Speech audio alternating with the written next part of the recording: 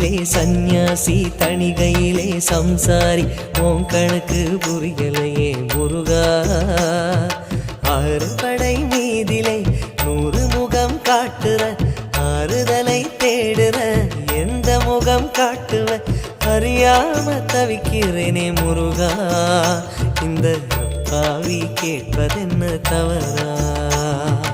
ஆறு படை முருகனுக்கு அரோகரா, நாங்க ஆறுதல தேடுகிறோம் அரோகரா. கந்தவேலு குமரவேலு அரோகரா, உன கண்டு வந்தா நிம்மதிதான் அரோகரா. பழனியிலே சந்நியாசி தணிகையிலே சம்சாரி உன் கணக்கு புரியலையே முருகா. உன் கணக்கு புரியலையே முருகா.